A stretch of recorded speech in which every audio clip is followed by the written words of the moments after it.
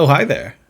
Toy Story is the first computer animated film. Sometimes it's hard to pinpoint the first of something, but we know beyond a shadow of a doubt that Toy Story was the first computer animated movie. Other movies used computer graphics, but Toy Story was the first to make an entire film in the medium. But they weren't the first to try.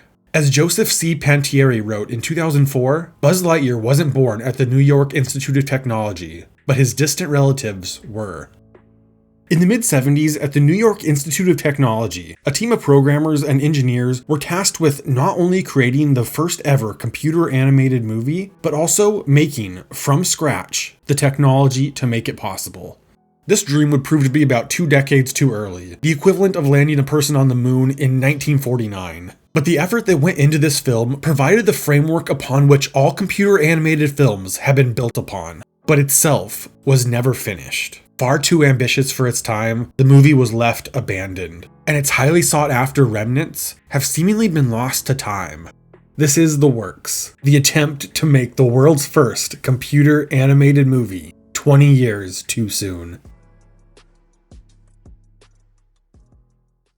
I'd like to thank today's sponsor, War Thunder, for making this video possible. War Thunder is an epic, free-to-play military action game for PC, Mac, Xbox, and PlayStation, where you control air, land, and sea vehicles in exciting battles around the world. War Thunder is able to capture the scale and excitement of battles while letting you approach combat the way you want to, taking on the front lines in a tank, covering ground vehicles via helicopter, or fighting in battles among the clouds. Each vehicle can be upgraded for gameplay effect and visually through customization and skins. War Thunder even has all the high-tech military gadgets, smokescreen, night vision, drones, guided missiles, and much more. All of this combined with the graphics, physics, sound, and constant updates immerse the player in a spectacle on the level of a Hollywood blockbuster. And following their recent Alpha Strike update, Hungarian Aviation is now available along with the new map North Holland.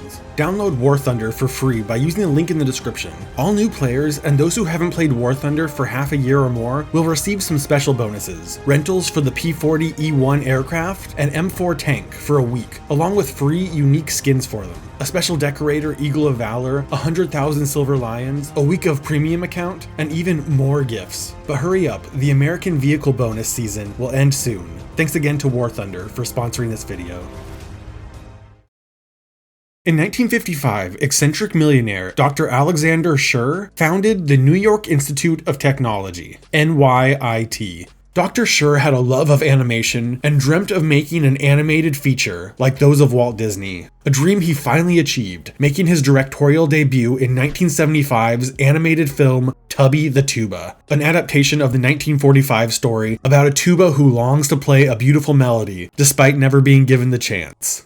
Dr. Schur assembled an A-list team, Dick Van Dyke in the lead, supported by Paul Tripp and Pearl Bailey, with Courageous Cat and Minute Mouse animator Sam Singer, and longtime Popeye artist John Gentiella, both leading the animation team. But the project wasn't everything that Dr. Schur had hoped for. Production was much slower and messier than anticipated. But Dr. Schur had an idea. In 1974, during the production of Tubby the Tuba, he expanded the New York Institute of Technology to include its computer graphics lab to look into the possibility of using computers to assist in the 2D animation process. At the time, the technology simply did not exist. Tubby the Tuba was a major flop. No amount of technology at the time could save it, and the movie has been largely forgotten. But in his failure, Dr. Schur saw an opportunity. His newly established computer graphics lab would create tools to assist animators, streamline the editing process, and cut costs. This garnered major industry attention, attracting the world's best programmers and engineers, who would in turn become major players in computer animation, including future Pixar co-founders Edwin Catmull and Avery Ray Smith, DreamWorks animator Hank Greb, Walt Disney chief scientist Lance Williams, and Silicon Graphics founder James H. Clark. As the graphics lab grew, so did its scope, eventually experimenting in the virtually unexplored world of computer 3D animation. With these goals in mind, the lab grew exponentially, getting its own high-security facility, the Jerry House, lovingly nicknamed the Forbidden Pink Building.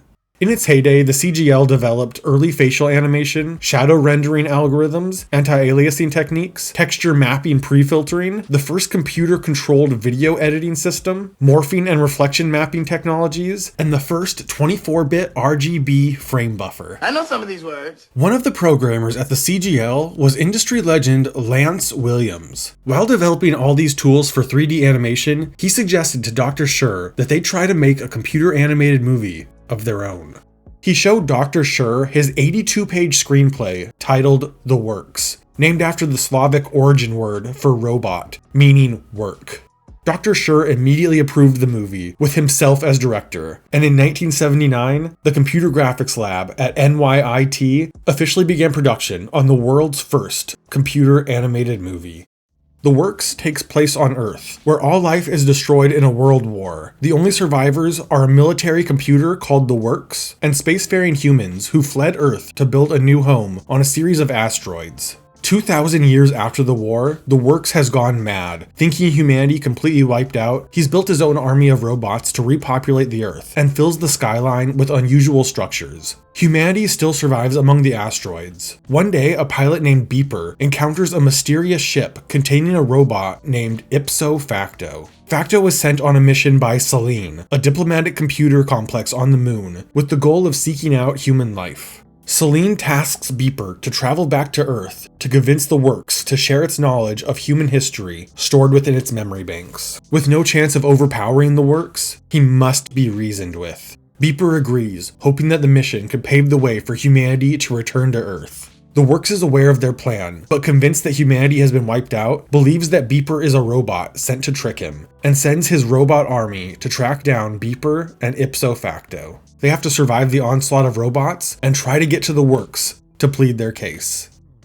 When asked about the Herculean task of creating a computer-animated film, Lance Williams wrote, "We started absolutely from scratch. I wrote the screenplay, but we had to design all the programs and determine the hardware that would make the characters move and enable us to manipulate them. It was literally a matter of building the technological wherewithal to produce a motion picture completely inside a machine." Programmer William Marr added, "We created a new art form from the ground up. But first, we had to build the ground."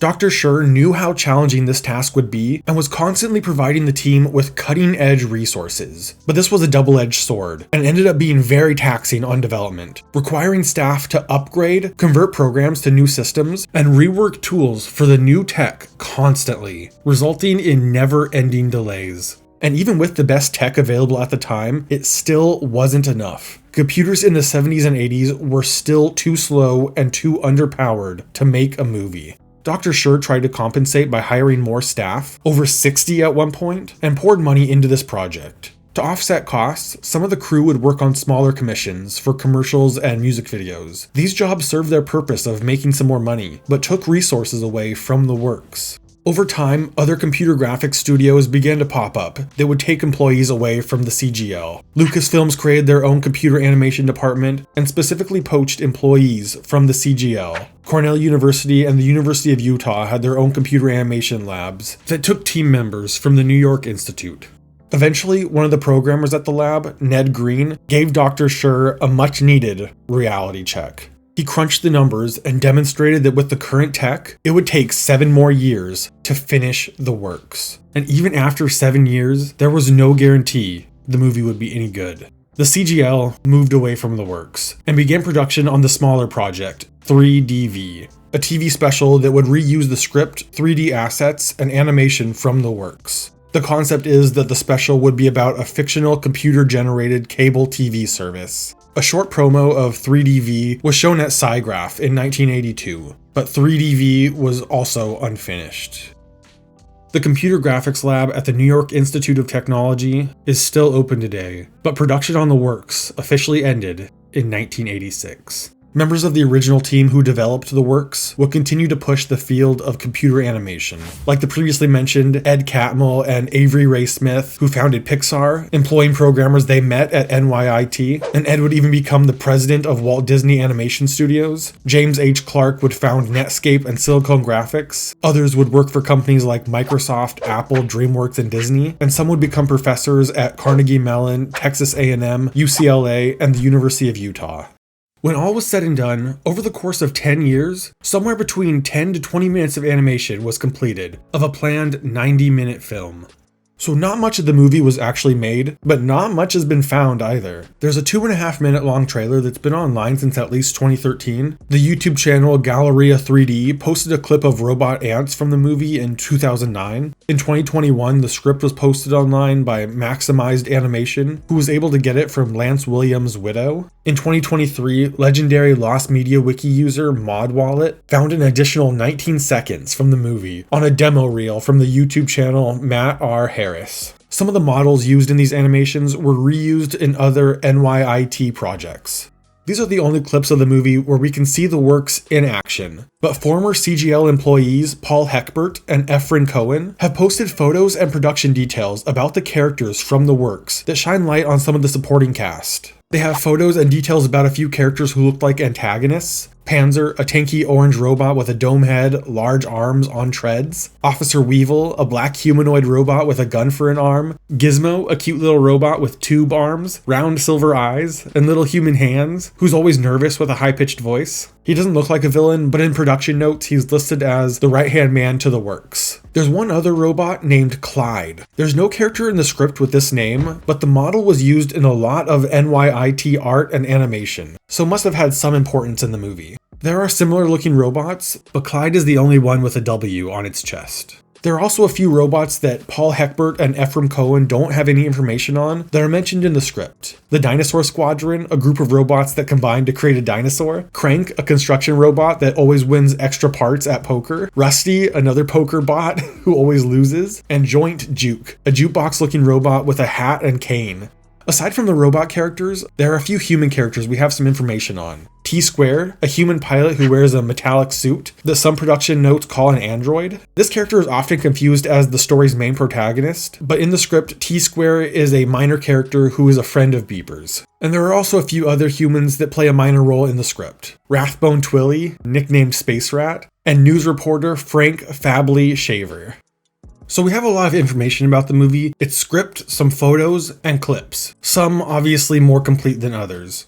But a point of confusion, and something that's been sought after for a while, are photos or videos of the main character, Beeper. You might have noticed that we don't have anything for this character, which is really strange, and I think it's what led to people assuming that T-Square is the main character, since they're the only human character we've seen. And their exclusion from any form of media is pretty strange. While it can be easy to look at this story as that of a naive millionaire who was doomed from the beginning, and yeah, it shouldn't have taken this man 12 years to realize this movie isn't going to work out, but this is really the story of a ragtag group of number guys, engineers and programmers tasked with reinventing the process in which animated films are made, using rapidly improving technology from the 70s and 80s, who were expected to write and direct a feature film. While trying to achieve this impossible feat, they would end up revolutionizing the industry with tools and features that are still used today. The computer graphics lab at NYIT did not create the first computer animated film. Most of their efforts have been lost, and the works was left incomplete. They were not able to achieve their goal. Instead, they'll have to settle for being the most important group in the early development of computer animation. Thank you so much for watching. Let me know what other topics you want me to cover in the comments, and if you think the works would have been any good. Shout out to my top tier Patreon supporters, Miss Dana, Utterly Happy, Can You Say Rogoat Mafleur, Vinica Taldo, and Odesta Honeycrisp. Thank you all so much. This is Mike with All Things Lost. See you soon.